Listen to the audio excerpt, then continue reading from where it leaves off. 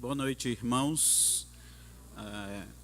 Mais uma vez o Senhor concede a nós o privilégio, a bênção de estarmos reunidos em seu santo nome, e vale sempre a pena lembrar o objetivo que nos reúne em um mesmo lugar: glorificar, louvar a Deus. Culto todo, todas as suas partes voltadas para a honra e a glória de Deus, centrado na pessoa de Deus. E hoje nós temos o culto de ceia, onde nós estaremos celebrando o sacramento da ceia. E vale também lembrar que ceia é Eucaristia. Eucaristia é ações de graças pelo Senhor que morreu por nós, pelo sacrifício de Cristo na cruz, que nos resgatou, que morreu a nossa morte, carregou sobre si os nossos pecados e que sofreu o castigo que nos traz a paz.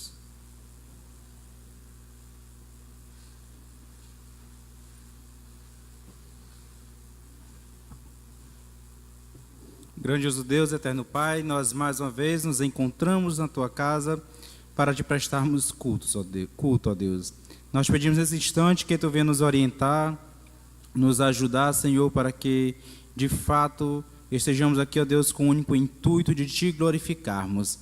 Ajuda-nos, ó Deus, durante todos os momentos desta atividade, para que juntos possamos Te celebrar, juntos possamos, ó Deus, adorar o Teu santo, excelso e poderoso nome.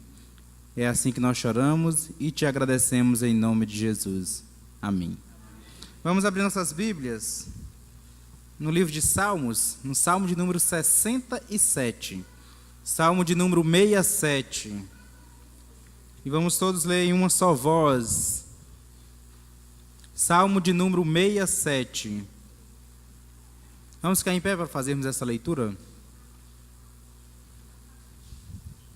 Salmo de número 67, ao mestre canto para instrumento de corda, salmo cântico, salmo de número 67.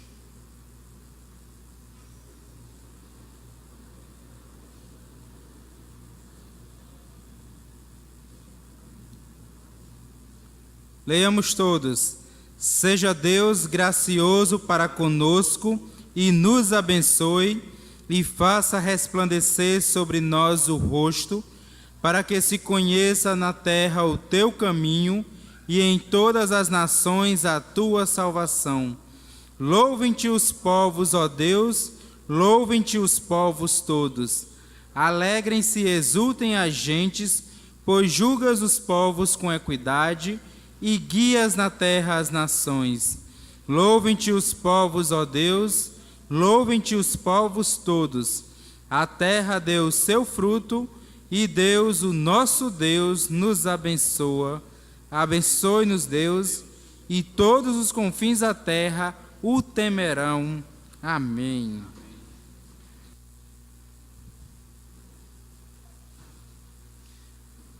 Pode sentar, amada igreja. Meu irmão, nós iremos louvar ao Senhor com o cântico de número 13. Só que, antes de louvarmos ao Senhor, eu queria dar uma palavra à igreja, um esclarecimento. Eu estive ausente do conselho, não por disciplina, nem por pecado. Eu estive ausente do conselho, como algum dos irmãos viu, porque eu estava resolvendo problema de ordem familiar e problema particular. Eu aprendi que não adianta estar bem dentro da igreja se temos uma ferida dentro do nosso lar. Então, primeiro é aconselhável nós consertarmos e sararmos a ferida que está dentro do nosso lar. A igreja do Senhor começa dentro do nosso lar. Hoje também a igreja está passando por um momento difícil, o qual sabemos financeiramente. E graças a Deus, Deus abençoou o meu lar. Temos problemas ainda, mas o Senhor restaurou essa ferida estamos melhor, estamos aqui novamente para juntos darmos sequência ao trabalho do Senhor. Eu agradeço aos irmãos encarecidamente que estiveram intercedendo e orando em meu favor e em favor de meu lar. Agradeço uma irmã que no dia em que foi anunciado que eu estava entrando de licença do conselho, ao sairmos do templo, lá fora, ela disse para mim mais ou menos assim: não importa qual seja o problema, Deus vai resolver, Maurício. E posso dizer, eu agradeço as orações.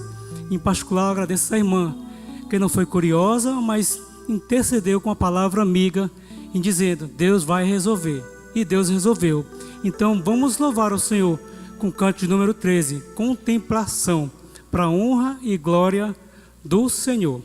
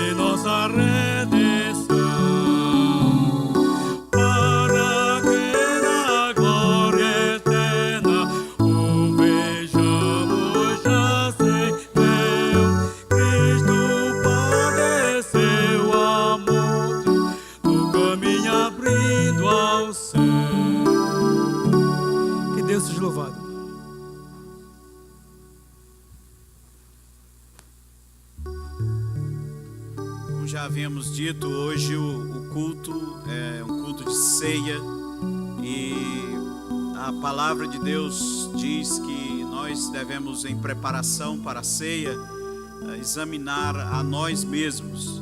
E esse momento do culto é um momento extremamente apropriado para que façamos isso, que é aquele momento de confissão de pecados, e em que você silenciosamente, aí no silêncio e na intimidade da sua alma, você e Deus, você vai estar buscando perante Deus perdão dos seus pecados. Cada um de nós, silenciosamente, vamos passar alguns instantes em oração silenciosa e pedindo a Deus que nos perdoe os pecados, as transgressões, confiantes, como diz sua palavra, que se confessarmos os nossos pecados, Ele é fiel e justo para nos perdoar os pecados e nos purificar de toda injustiça. 1 João 1,9. Então oremos silenciosamente.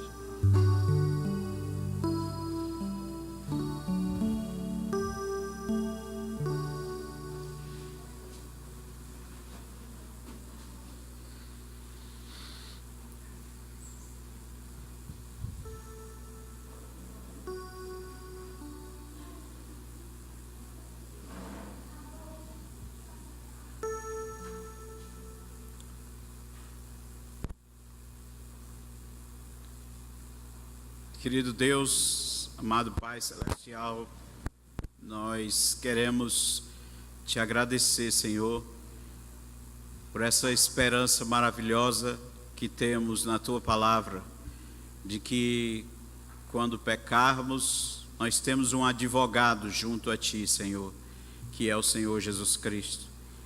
E que também, Senhor, se confessarmos os nossos pecados, se verdadeiramente arrependidos, ó Deus, estivermos confessando os nossos pecados, nós receberemos perdão e buscamos nesse instante, ó Deus, o perdão para os nossos pecados, para as nossas faltas, para as nossas transgressões.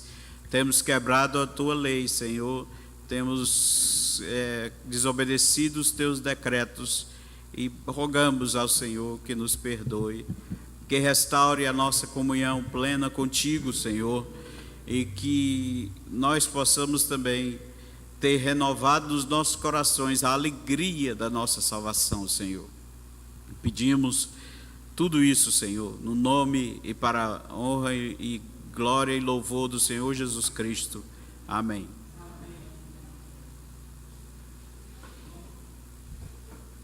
Irmão, eu convidaria a igreja, vamos ficar de pé e entoarmos um dos nossos cânticos espirituais. Dessa feita nós vamos cantar Reina sobre nós.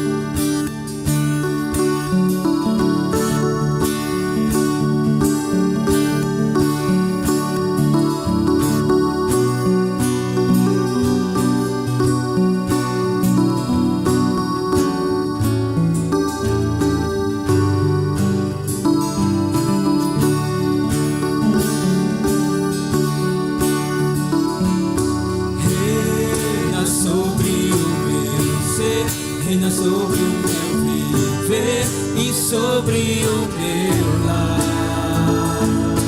És o autor da criação, o motivo da canção que estou a cantar.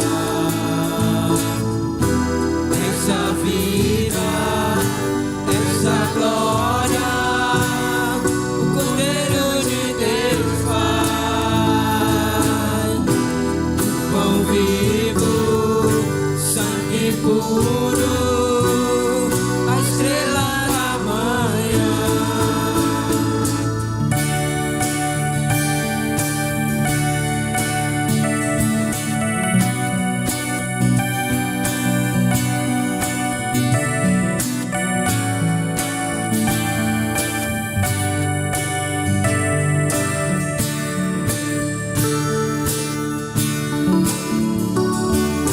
Reina sobre o meu ser, reina sobre o meu viver e sobre o meu lar.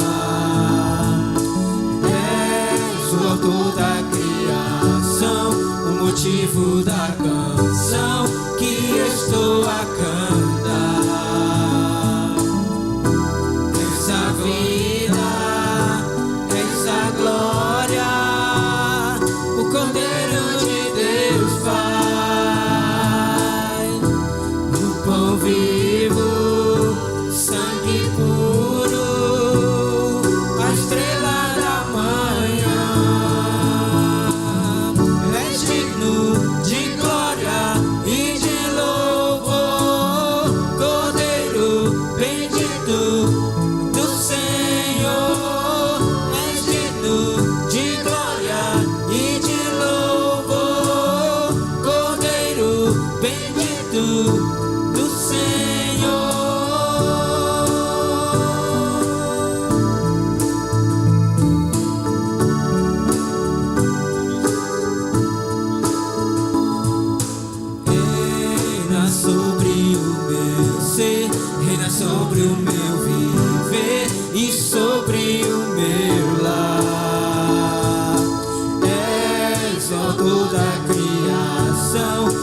motivo da canção que estou a cantar. Essa vida, essa glória, o Cordeiro de Deus Pai, o pão vivo, sangue puro, a estrela da manhã. És digno de glória e de louvor, Cordeiro bendito do Senhor. És digno de glória e de louvor, Cordeiro bendito do Senhor.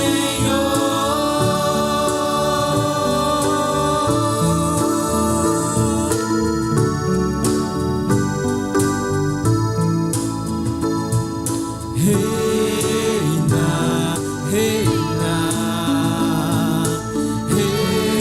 reina, reina, reina, reina, reina, reina.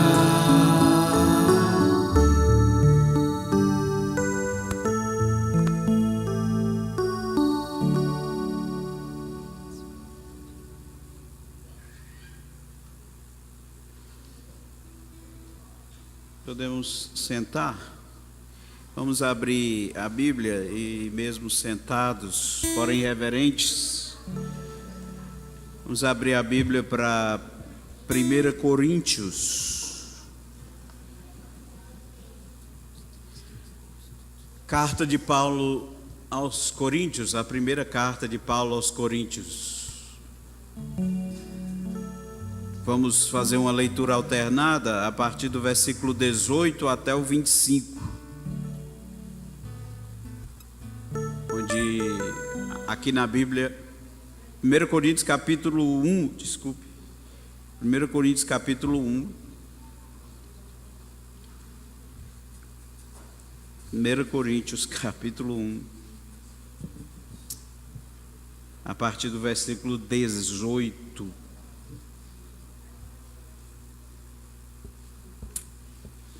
Muito bem, leitura alternada. Certamente a palavra da cruz é loucura para os que se perdem, mas para nós que somos salvos, poder de Deus.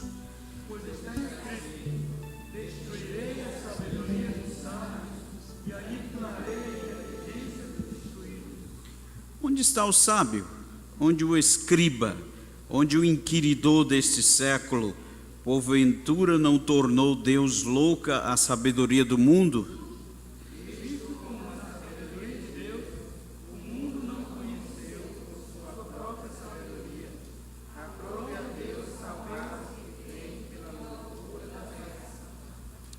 Porque tanto os judeus pedem sinais como os gregos buscam sabedoria.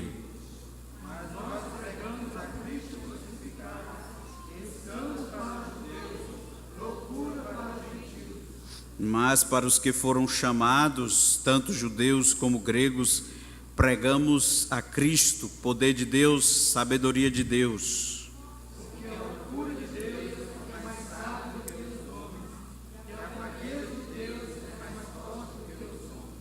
Amém. Que o Senhor aplique a leitura da sua santa palavra aos nossos corações. Irmão, vamos cantar mais 2 cânticos espirituais. Vamos ficar de pé, encarecidamente. Vamos lá?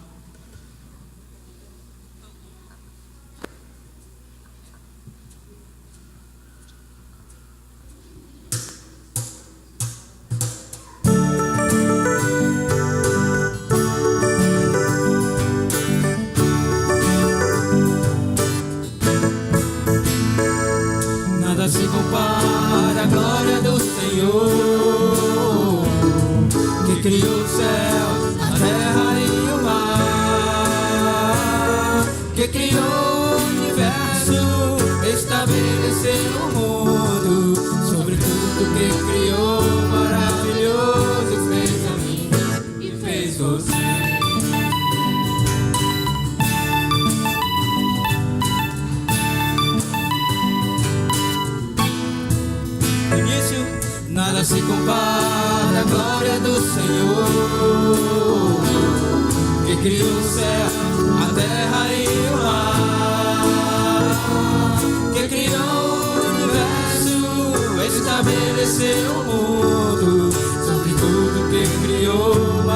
maravilhoso fez a mim e fez você.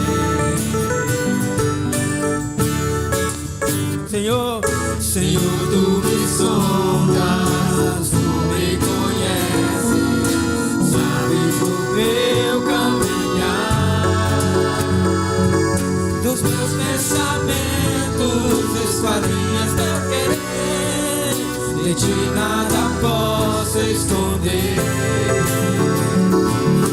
Do teu Espírito não me ausentarei, pois se subo ao céu, se desamar em qualquer lugar, teu amor comigo está. Vamos cantar mais uma vez no início?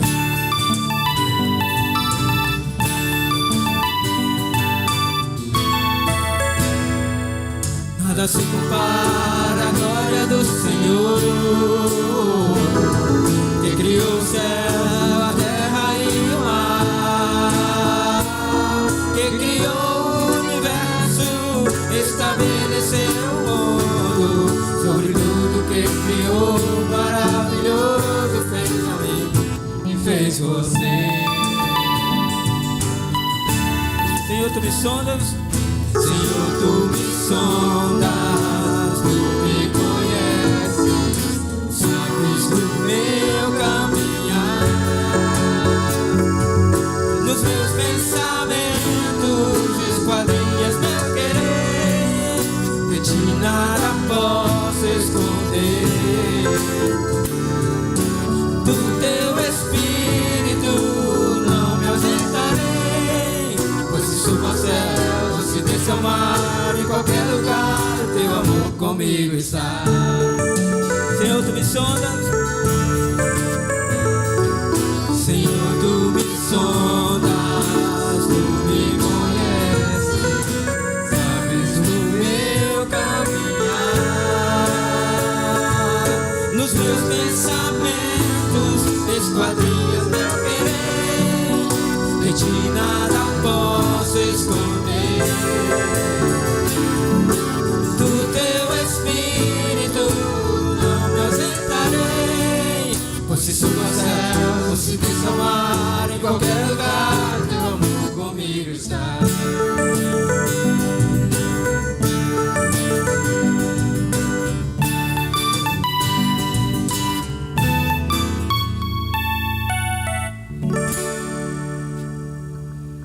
Amém, irmãos.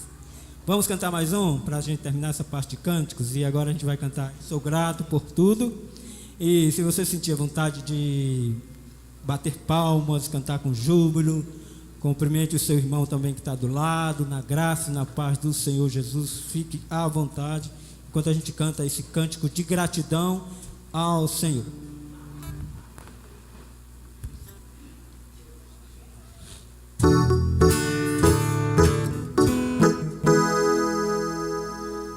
E só para ver se vocês estavam prestando atenção. Vamos, nós.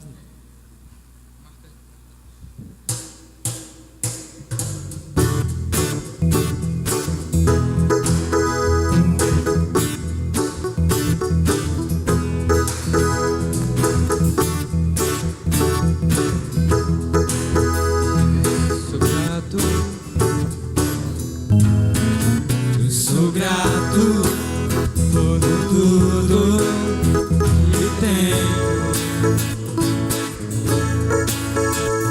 tesouro maior desse mundo me foi dado como herança eterna, maior prova de um amor tão profundo. Tenho vida, alegria, todo tempo e eu tenho amigos, família, muitos irmãos, foi Jesus, meu amigo verdadeiro. Tudo ao me dar coração. Louvarei ao Senhor, louvarei ao Senhor em todo tempo. Seu louvor estará continuamente em meus lábios e também no coração. Jesus Cristo será sempre minha canção.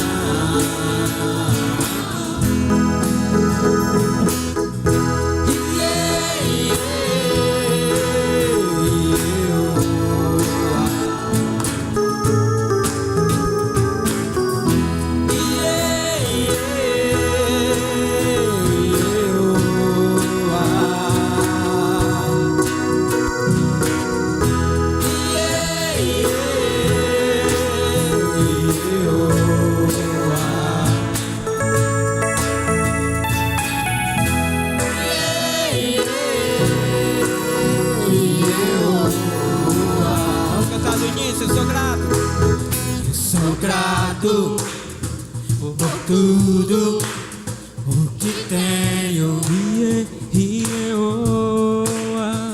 tesouro maior deste mundo me foi dado como herança eterna.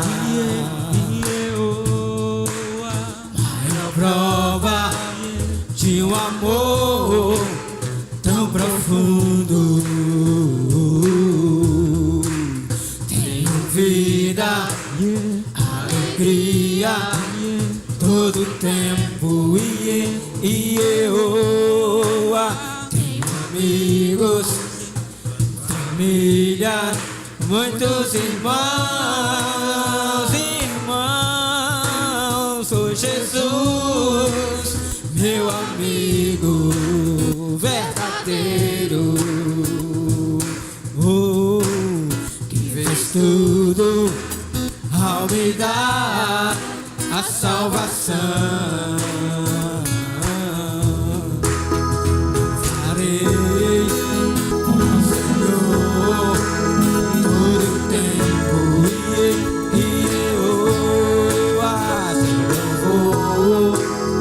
Estará continuamente em meus lábios e também no coração. Jesus Cristo será sempre nossa canção.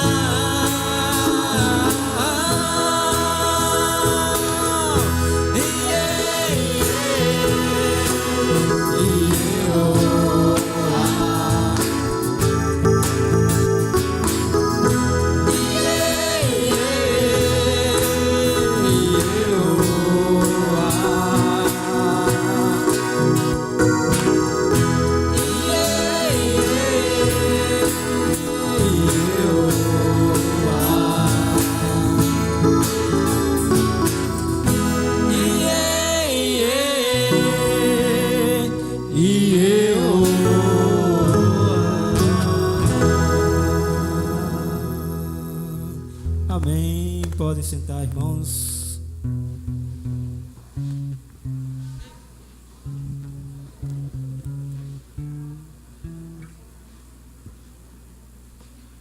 Ok, irmãos, vamos, antes de fazer a leitura da mensagem, nós temos alguns informes rápidos. Primeiro queremos chamar as crianças aqui na frente, até 8 anos de idade. Não, é o dia do diácono. Ok, vamos fazer uma oração pelas crianças e pelas irmãs que vão ficar com elas ali aguardando chegar.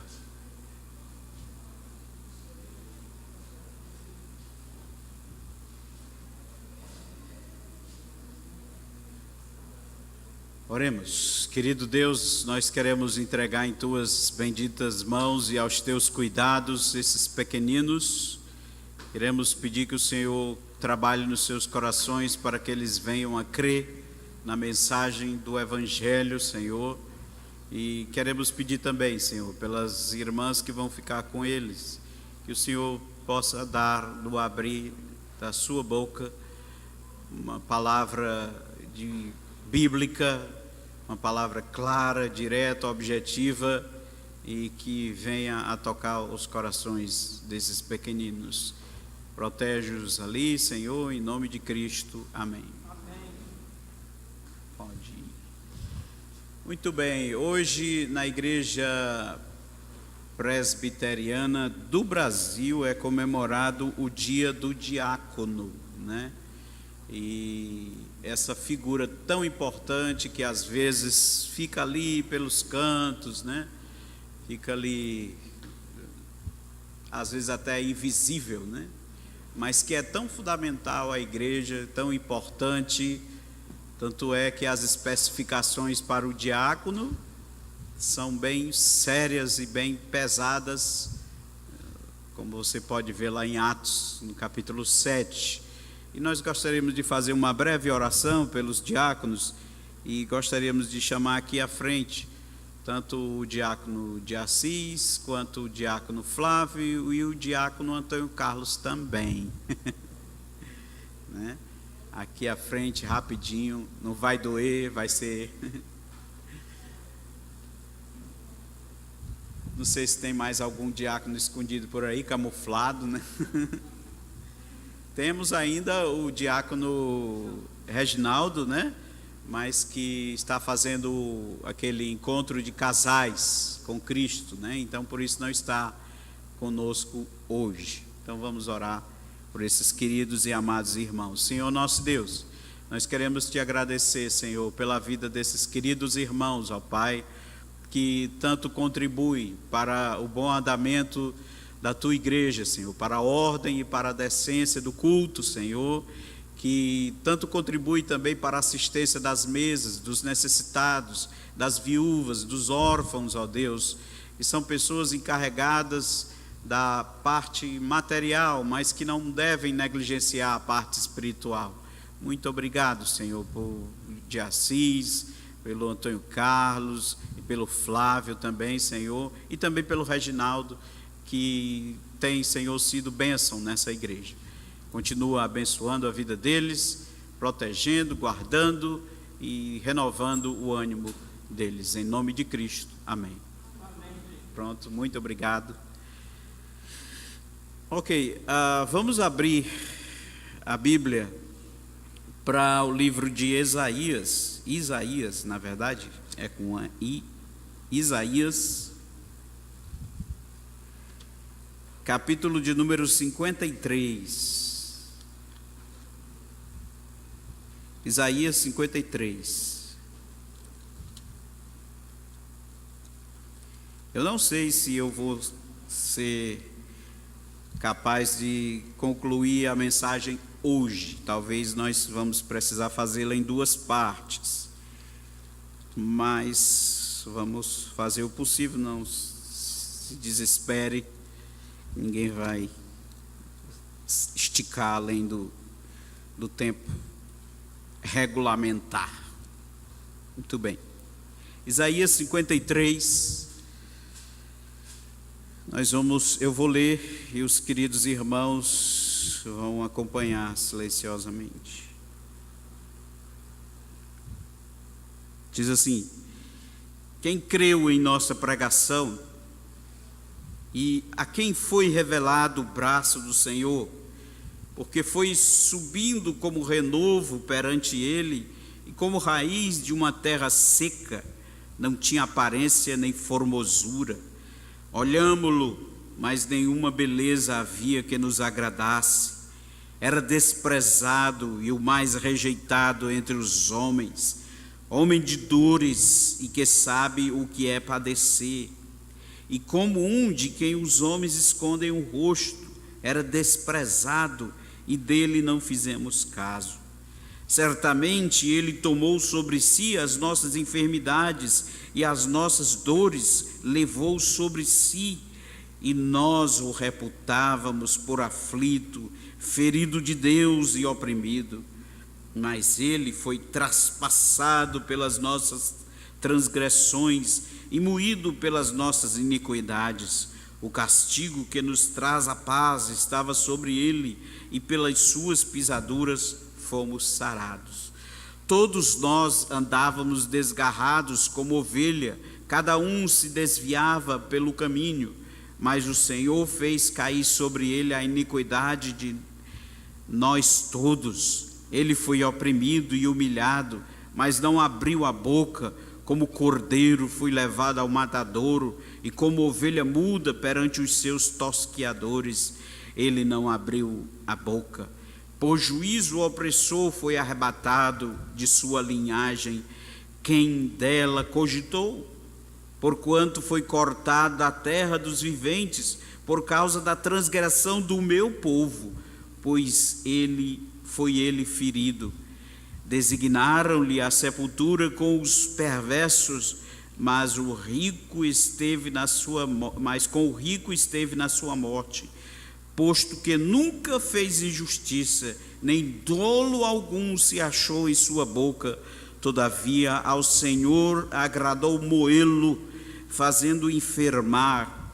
Quando der ele a sua alma como oferta pelo pecado, verá a sua posteridade e prolongará os seus dias, e a vontade do Senhor prosperará nas suas mãos. Ele verá o fruto do penoso trabalho de sua alma e ficará satisfeito. O meu servo, o justo, com o seu conhecimento justificará muitos, porque as iniquidades deles levará sobre si. Por isso eu lhe darei muitos como a sua parte, e com os poderosos repartirá ele o despojo, porquanto derramou a sua alma na morte. Foi contado com os transgressores, contudo levou sobre si o pecado de muitos, e pelos transgressores intercedeu. Amém. Oremos. Querido Deus, queremos te agradecer, Senhor, e estamos diante da sua palavra aberta, Senhor, e rogamos a assistência da tua graça, ó Pai.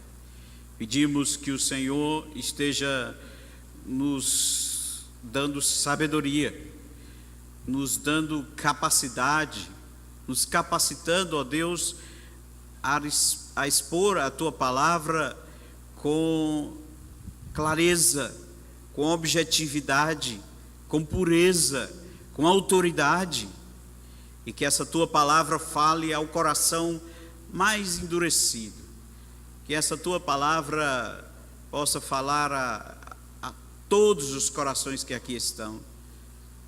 Em nome de Cristo oramos. Amém. Muito bem, irmãos. Interessante, nós vemos esse texto, creio eu que um dos textos mais exposto da Bíblia, muito estudado, muito comentado, dada a sua importância e dada a sua grandeza. Mas eu creio que, embora seja um texto extremamente trabalhado, extremamente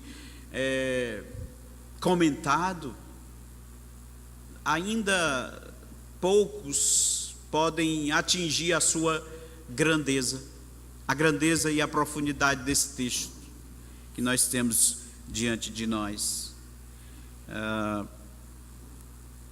Gostaria de pregar hoje uma mensagem que tem como título a tatuagem dos pecados alheios.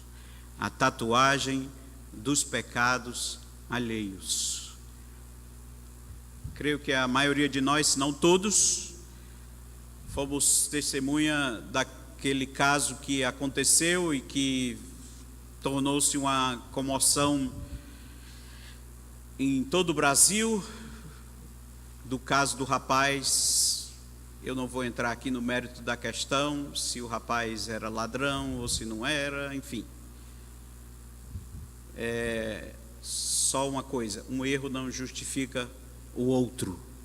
Aquele rapaz que foi pego e um tatuador disse que ele estava roubando na sua casa, invadiu a sua casa, e o tatuador se revestiu do direito de pegar aquele rapaz e fazer jus àquela expressão que a gente diz: ninguém tem tatuado na testa que é ladrão, né? Então ele disse: esse vai ser o primeiro. E pegou aquele rapaz e tatuou na sua testa, se eu não me engano, eu sou ladrão e vacilão, né? E foi realmente uma comoção terrível, né, em todo o Brasil. E como eu disse, não vou entrar aqui no mérito da questão.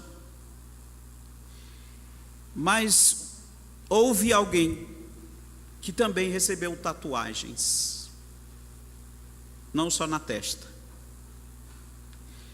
A tatuagem não era um texto escrito, eram feridas, eram furos de uma coroa de espinho cravada na sua cabeça, era a deformidade do seu rosto por causa de murro, era a contaminação do seu rosto por causa de cuspidas, era a sua fraqueza física por causa de uma prática chamada escárnio, que era bater com um chicote, no qual na ponta tinha alguns pedacinhos de osso, para tornar o ato das chicotadas mais terrível ainda. Alguém que sofreu, teve o seu corpo inteiramente marcado. Não houve nenhuma comoção, não houve nenhuma vaquinha para curar aquelas feridas, para tirar aquelas cicatrizes, nada. Aquelas tatuagens que esse de quem nós estamos falando recebeu, eram tatuagens de pecados alheios, os nossos pecados. O rapaz lá que invadiu a casa do tatuador recebeu uma tatuagem de um pecado seu. Cristo recebeu tatuagens de pecados alheios. O meu pecado, o seu pecado. Quem deveria ter aquelas cicatrizes, porque tatuagem nada mais é do que uma cicatriz, só que é uma cicatriz em forma de desenho. Quem deveria receber aqueles desenhos do formato do chicote, da circunferência da coroa, éramos nós. Nós é que éramos para estar ali. O texto inteiro, eu diria que tem um significado. Ele mostra de forma gráfica, de forma clara, através de uma descrição quase que pormenorizada, o horror do nosso pecado. Se não, veja, por exemplo, os versículos 13 a 15 do capítulo 52, quando diz assim: eis que o meu servo procederá com prudência, será exaltado e elevado, e será muito sublime. Como pasmarão muitos à vista deles, pois o seu aspecto estava muito desfigurado. mais do que o de outro qualquer, e a sua aparência mais do que a dos outros filhos dos homens. Assim causará admiração às nações, e os reis fecharão a sua boca por causa dele, porque aquilo que não lhes foi anunciado verão, e aquilo que não ouviram entenderão. Tal a deformidade daquelas tatuagens. Aqui ele está falando não de forma alegórica, mas direta, que o castigo infligido sobre Cristo, que o castigo que Cristo sofreu, deixou a pessoa de Cristo, o homem Cristo, completamente desfigurado, de uma forma tal que as pessoas não conseguiam olhar para ele. Completamente desfigurado, rosto inchado, rosto roxo, cheio de hematomas por todos os lados, coberto de sangue, completamente desfigurado. E eu fico pensando, Cristo, Filho de Deus, perfeito, sem pecado, com o coração cheio de paz, eu fico pensando que mesmo assim, diante de um estado de tamanha brutalidade, era possível enxergar no meio daqueles hematomas no rosto de Cristo, no meio daquele sangue todo, o olhar sereno de Cristo, o olhar de amor, de compaixão, porque mesmo na cruz, cravado na cruz, ele pôde dizer: Pai, perdoa-os, eles não sabem o que fazem. E os judeus naquela época disseram: caia sobre nós o seu sangue. Veja que loucura, como que não entenderam isso. E eu gostaria de fazer algumas perguntas para você. Quão consciente você é do horror do seu pecado? No fundo da sua alma, do seu coração, qual a profundidade da sua consciência do horror do seu pecado? Não do pecado alheio, do seu. Do quanto você é pecador e vacilão por desobedecer a Deus, por andar desgarrados. Versículo 6: todos nós andávamos desgarrados como ovelhas, cada um se desviava pelo caminho, cada um buscava o seu caminho. Aí nos lembra aquela bobagem que é dita: todos os caminhos levam a Deus. Se todos os caminhos levassem a Deus, para que precisava vir Cristo sofrer para colocar essas ovelhas em um só caminho? Não, todos os caminhos não levam a Deus. Deus estabeleceu o caminho através do qual a gente chega a Ele. João 14,6: que eu sou o caminho, a verdade e a vida, e ninguém vem ao Pai senão por mim. Há um só caminho, há um só Deus e um só caminho. Verdade, como eles dizem, Deus é só um, verdade, mas o caminho também é só um, não há vários caminhos. Então, quão consciente você é do horror do seu pecado?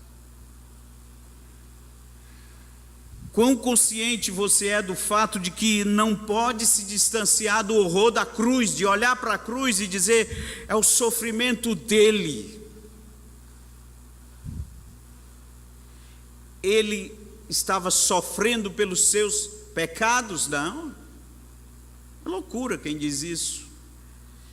Não há como se distanciar da cruz, como se a cruz fosse o pagamento de outrem, de outra pessoa.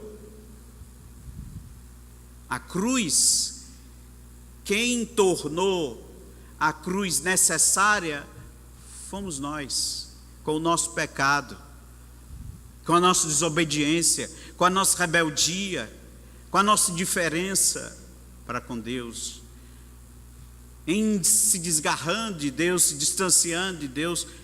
Isso tornou a cruz necessária. Eu matei a Cristo, você matou a Cristo naquela cruz.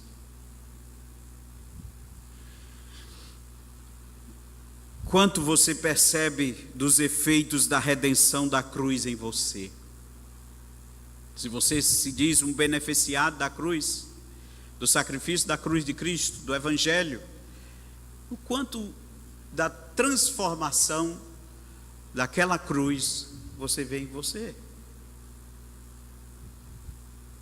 Será que a cruz só causa uma contrição piedosa, da gente, uma pena, que pena dele? Não sei quantos aqui assistiram o filme A Paixão de Cristo, do Mel Gibson, né?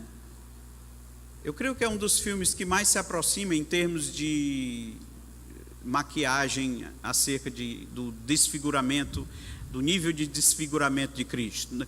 O filme não é bíblico, não é, digamos assim, um filme que esteja em sincronia com a realidade do relato bíblico, até porque ele é baseado no relato de uma visionária.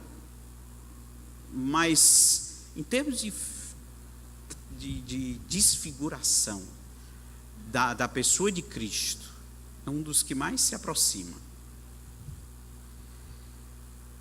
daquela deformação toda, do olho inchado, apenas um olho aberto, que o outro inchado, daquele sangue todo sobre o corpo do personagem.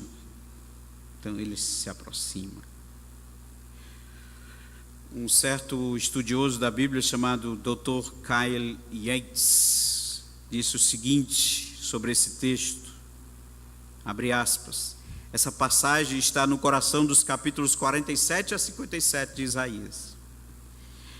E sua mensagem é o coração do Evangelho. Como o Monte Everest, Isaías 53 se sobressai em beleza e grandeza, mas somente porque ele revela Jesus Cristo e nos transporta até o monte do Calvário. Fecha aspas. Então, somente por isso, esse estudioso ele diz que o capítulo 53 é o Monte Everest, que se sobressai, é o coração do Evangelho diante dos nossos olhos, nos transporta até o Calvário. Esse texto, até eu já expliquei isso lá na classe, na escola dominical, ele, até o século XII, os estudiosos judeus interpretavam esse texto como significando o sofrimento do Messias. Mas a partir do século XII, os estudiosos judeus, eles abandonaram essa interpretação, dizer, não, aqui não fala sobre o Messias, aqui fala sobre o sofrimento do povo de Israel. Mas não pode. Primeiro porque Israel não estava sofrendo injustamente, como aqui no versículo 9, designaram-lhe a sepultura com os perversos, mas com o rico esteve na sua morte, posto que nunca fez injustiça. Isso não pode ser dito acerca de nação nenhuma da face da terra. Nenhuma.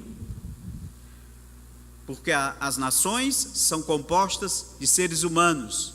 E o versículo 6 diz que todos nós andávamos desgarrados. E Romanos 3 diz que todos pecaram e carecem da glória de Deus. Todos pecaram, judeus, gregos, americanos, holandeses, etc. Todos pecaram. E também no versículo 8, como é que Israel podia expiar o próprio pecado de Israel? Impossível. Completamente impossível. Versículo 8 diz: pois juízo opressor foi arrebatado de sua linhagem, quem dela cogitou? Uma coisa, reclamaram que o rapaz que foi tatuado lá na sua testa foi negado seus direitos, né? Provavelmente. Mas ele não era inocente. Podia não ser culpado daquele pecado. Mas assim como nós, ele não era inocente. Mas Cristo não. Cristo teve os seus direitos negados. Cristo sofreu um julgamento errôneo, um julgamento injusto, mentiroso. A gente vê essa operação aí, Lava Jato, né? Que provavelmente não vai dar em nada.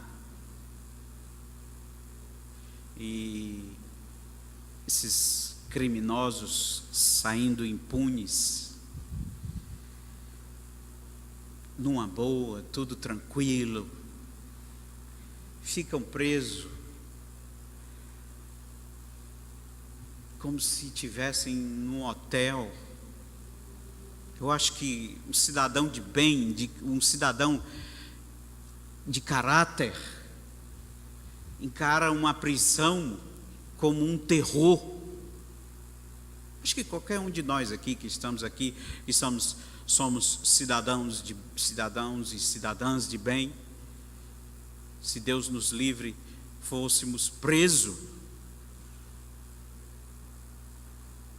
entraríamos rapidamente em depressão e, se pudéssemos, tiraríamos a nossa vida de tanto desespero de estar preso. Mas esse pessoal não. Há 3 divisões nesse texto aqui. Os porquês da rejeição, por que as pessoas rejeitavam a Cristo. Versículos 2 e 3. Porque foi subindo como renovo perante ele, e como raiz de uma terra seca, não tinha aparência nem formosura, olhámo-lo, mas nenhuma beleza havia que nos agradasse. Versículo 3. Era desprezado e o mais rejeitado entre os homens, homem de dores, que sabe o que é padecer, e como um de quem os homens esconderam o rosto. Era desprezado e dele não fizemos caso. A segunda divisão é a revelação do real caráter do servo do Senhor, que vai dos versículos 4 ao versículo 10. Certamente ele tomou sobre si as nossas enfermidades e as nossas dores levou sobre si, e nós o reputávamos por aflito, ferido de Deus e oprimido. Até o versículo 10. E a terceira divisão é o contentamento do servo do Senhor com o fruto do seu trabalho, que é os versículos 11 e 12. Ele verá o fruto do penoso trabalho de sua alma e ficará satisfeito. O meu servo, o justo, com o seu conhecimento justificará muitos.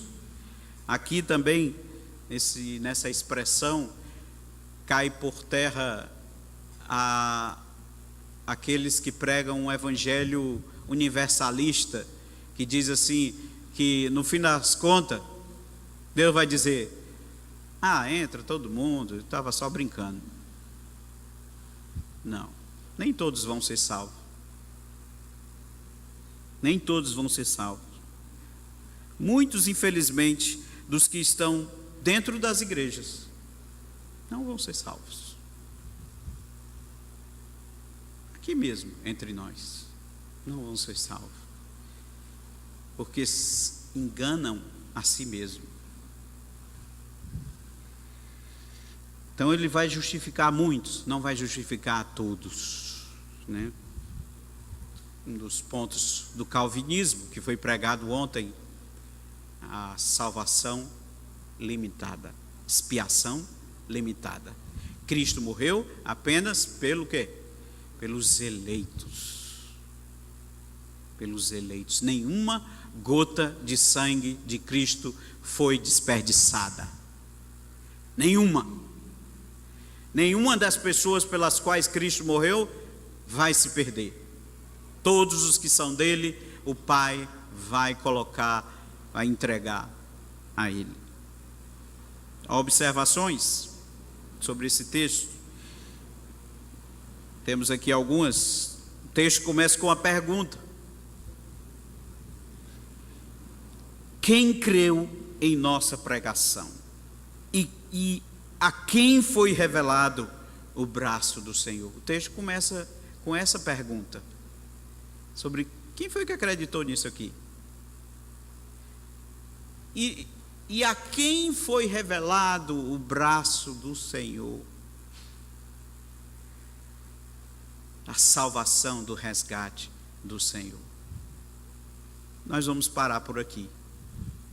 Domingo, se você quiser assistir o restante, você tem que vir domingo, né? Se Deus quiser, estaremos continuando. Mas uma coisa que nós podemos concluir aqui, digamos assim, fazer uma pré-conclusão, é que o Senhor foi para a cruz. Nós, quem Cristo na cruz, somos nós, não seus pecados, nossos pecados que impararam para a cruz.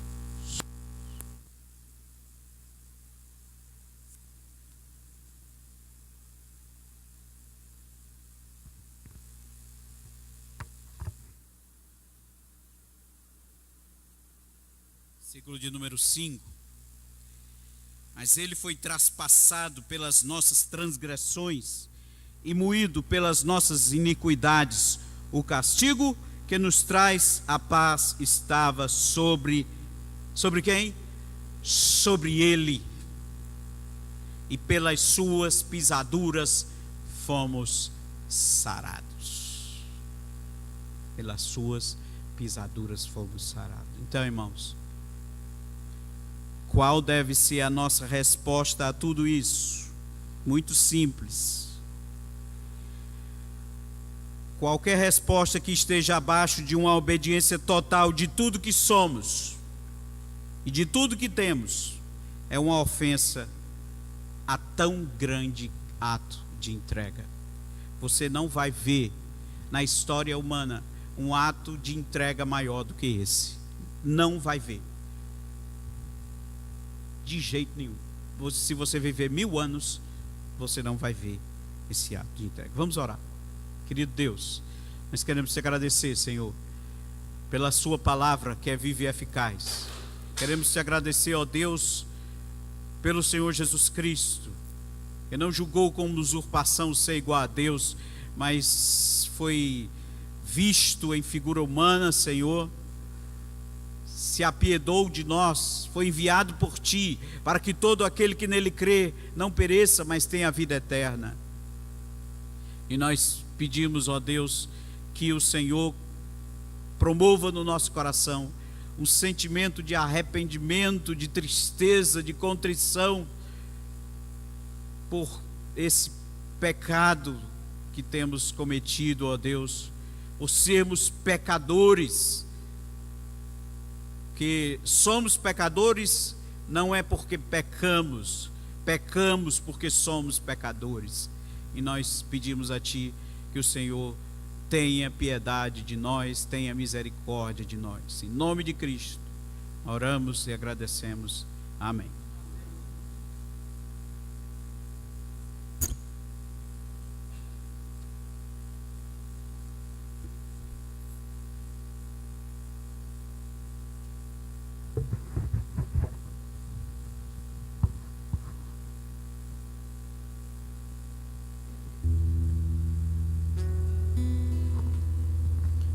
Irmãos, em preparação para a ceia do Senhor, celebração desse tão importante sacramento, nós pedimos aos irmãos que abram a Bíblia para 1 Coríntios,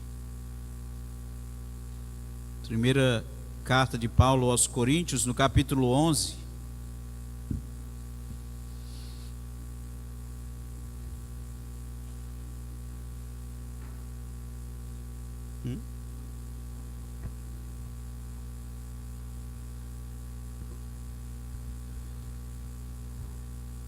Primeira Coríntios, capítulo 11, a partir do versículo 23.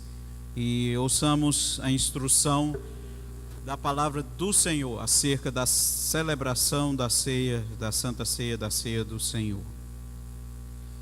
Diz assim: porque eu recebi do Senhor o que também vos entreguei, que o Senhor Jesus, na noite que foi traído, tomou o pão, tendo dado graças, o partiu e disse: isto é o meu corpo, que é dado por vós, fazei isso em memória de mim. Por semelhante modo, depois de haver ceado, tomou também o cálice, dizendo: esse cálice é a nova aliança no meu sangue. Fazei isso todas as vezes que o beberdes em memória de mim. Porque todas as vezes que comerdes esse pão e beberdes o cálice, anunciais a morte do Senhor até que ele venha. Por isso, aquele que comeu o pão ou bebeu o cálice do Senhor indignamente será réu do corpo e do sangue do Senhor. Examine-se, pois, o homem a si mesmo, e assim coma do pão, beba do cálice. Pois quem come e bebe sem discernir o corpo, come e bebe juízo para si. Eis a razão porque há entre vós muitos fracos e doentes, e não poucos que dormem. Então essa é a instrução da palavra do Senhor acerca da Santa Ceia. O Senhor Jesus Cristo deixou 2 sacramentos, não mais do que isso, apenas 2, que é a ceia do Senhor e o batismo, que deve ser ministrado a todo aquele que crê e aos filhos dos crentes, aos filhos daqueles que já foram salvos, porque fazem parte do pacto da aliança. Então esses também devem receber o batismo. E a ceia do Senhor, que, como a gente sempre gosta de lembrar, não é uma opção, não é uma sugestão, é um mandamento. Gostaria de convidar os presbíteros para nos auxiliar na distribuição dos elementos da ceia, que é composto do cálice e do pão, o pão representando o corpo de Cristo e o cálice, o sangue de Cristo, que foi derramado em favor de nós. Então nós iremos receber, e você receba e aguarde que todos tenham recebido o elemento da ceia, para que a gente cumpra aquela palavra que a Bíblia diz: esperai uns pelos outros. E aí sim a gente vai participar da ceia. Eu gostaria de pedir que o presbítero Maurício fizesse uma oração agradecendo pelos elementos da ceia. Santíssimo Deus e Pai, louvado a Deus maravilhoso é teu nome, Pai. Nesse momento, Pai, queremos te apresentar os alimentos, Pai Santo, da mesa, que tu possa, Deus, santificar o pão e o vinho, Deus, para uso neste momento, Pai Santo, e que teu nome seja glorificado, em nome de Cristo Jesus, a quem oramos. Amém. Também gosto de dizer que se você é de outra igreja bíblica que prega de fato e de verdade a palavra, você também é convidado a participar desta mesa, porque essa mesa é do Senhor, não é da Igreja Presbiteriana do Brasil.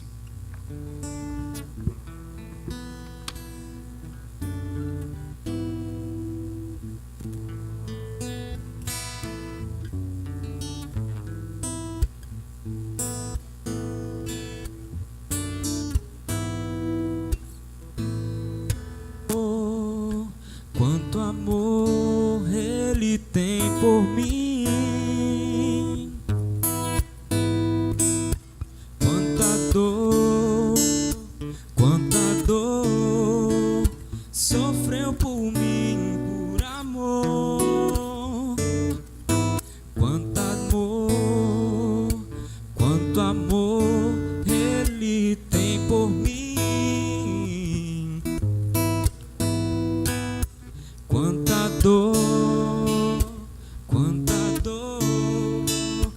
sofreu por mim por amor. A razão de tão grande amor foi mostrar que a minha vida tem valor. Sou tão precioso para Deus que Ele deu o seu filho pra morrer na cruz por mim.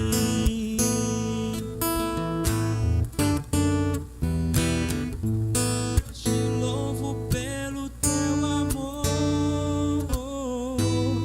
tu mudaste o meu interior e agora eu quero viver pra transmitir esse amor que vem de ti.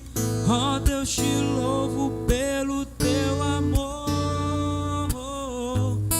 tu mudaste o meu interior e agora eu quero viver pra transmitir esse amor que vem de ti. Alguém não recebeu o pão? Ok, graças a Deus.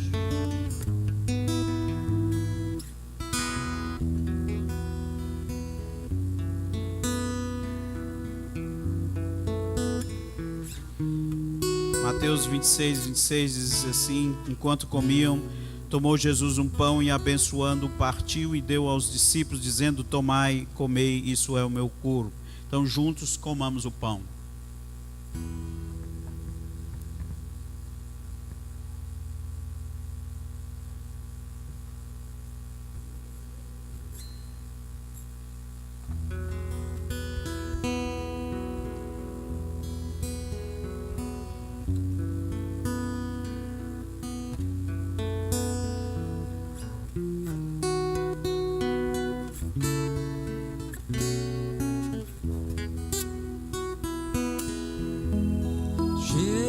Jesus, luz do mundo. Jesus, luz do mundo. Príncipe da paz, maravilhoso conselheiro, Deus forte de toda eternidade.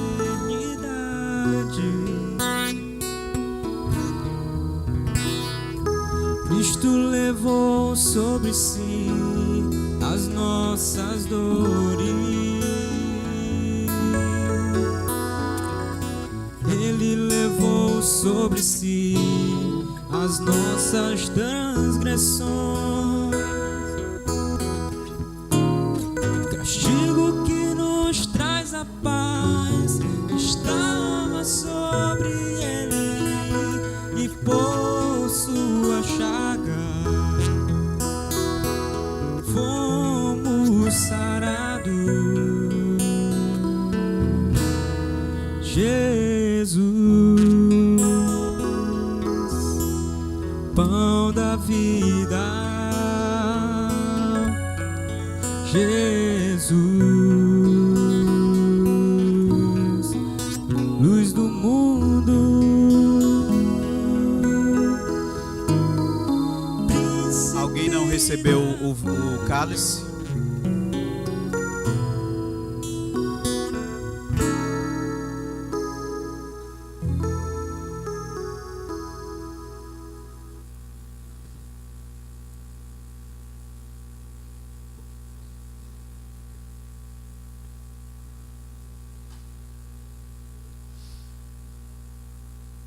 A seguir, tomou um cálice e, tendo dado graças, deu aos discípulos, dizendo: bebei dele todos. Então, juntos, bebamos o cálice.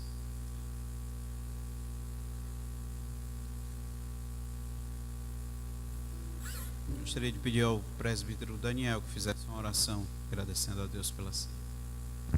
Santo Deus e eterno Pai, Nós estamos reunidos na tua casa e acabamos de cumprir uma ordenança tua. E assim, Senhor, na certeza de que tu virá buscar a tua igreja, estaremos até a volta do Senhor, cumprindo os teus mandamentos. Muito obrigado, ó Deus, pelos elementos que foram retirados do uso comum para a ministração da Santa Ceia do Senhor. Nós somos muito gratos pela morte de Cristo na cruz, nos remido de todo o pecado.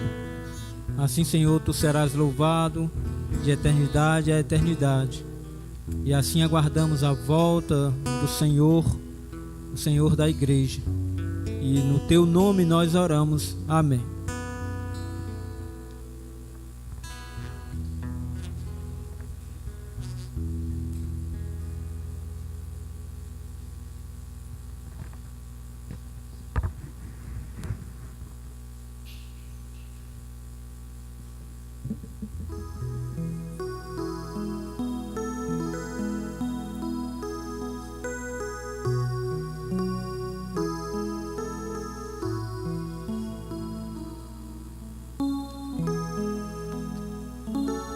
Irmãos, chegou o momento de nós ofertarmos ao Senhor nosso Deus.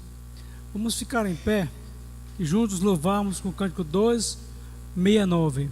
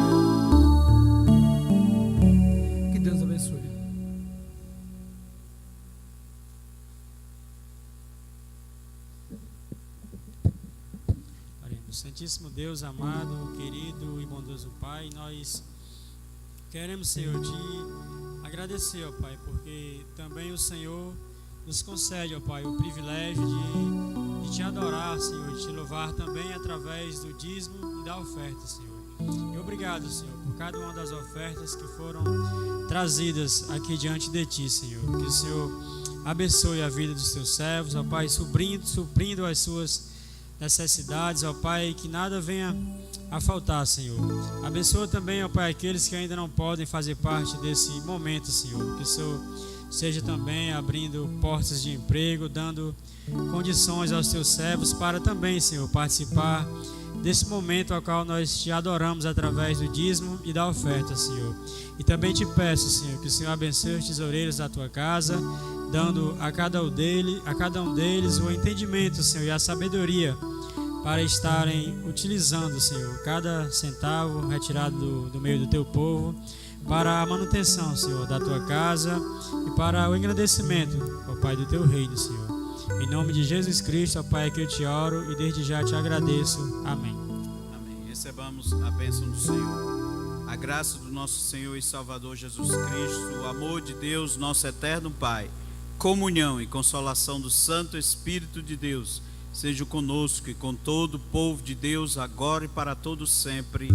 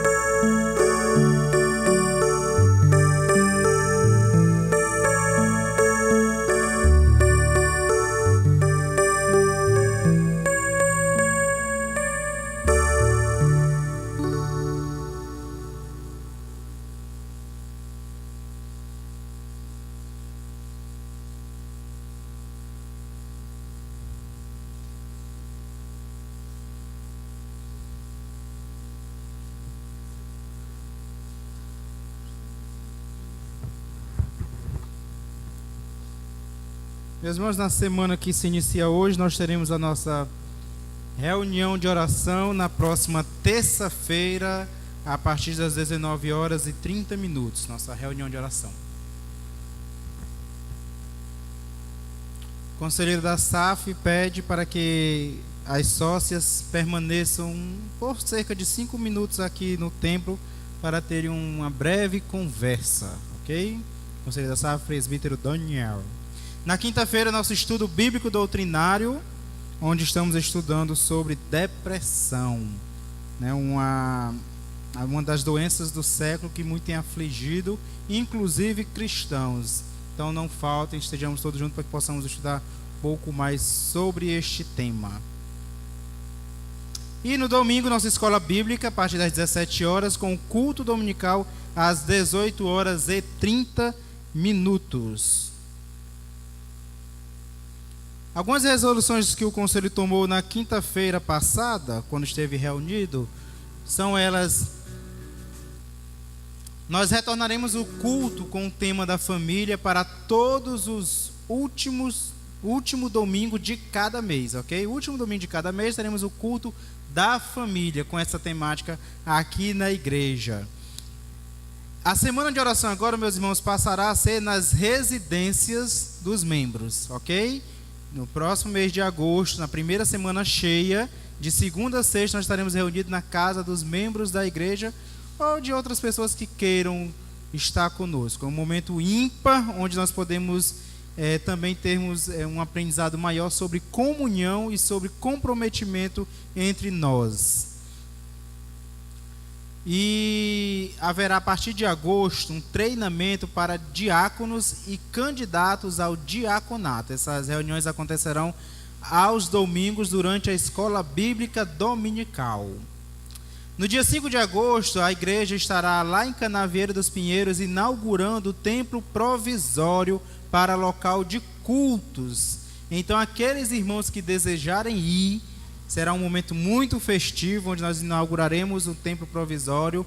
Nos procure para que a gente possa saber a melhor forma de levarmos cada um dos irmãos. Dia 5 de agosto, em Canavieira dos Pinheiros. Já pode dizer quem vai pregar, já? Não? Então pronto. No dia 30 de julho, aqui na igreja, nós ofereceremos um churrasco. Não é gratuito, ok? Na verdade, é uma forma de nós conseguirmos suprir as necessidades financeiras da igreja. Dia 30 de julho, nós estaremos vendendo um churrasco. Por esse motivo, o culto será realizado na parte da manhã. Dia 30 de julho, o culto será de manhã e ao encerramento nós venderemos um almoço. E não teremos escola bíblica dominical nesse dia. Os aniversariantes da semana, na sexta-feira, nosso irmão Diácono Flávio está completando mais um ano de vida. E no sábado, Nayara, que é membro da igreja lá em Canavieira dos Pinheiros, na cidade de Horizonte. Deus abençoe os nossos irmãos. Nós queremos agradecer a presença do Marcos Regis, que está conosco, ele que é sobrinho do presbítero Maurício. Seja muito bem-vindo, Marcos Regis, que Deus o abençoe dia após dia. Os demais visitantes não são mais visitantes, são nossos amigos, né? Betinha, Davi, tia Antonieta. Que Deus nos abençoe, meus irmãos, e nos dê uma ótima noite.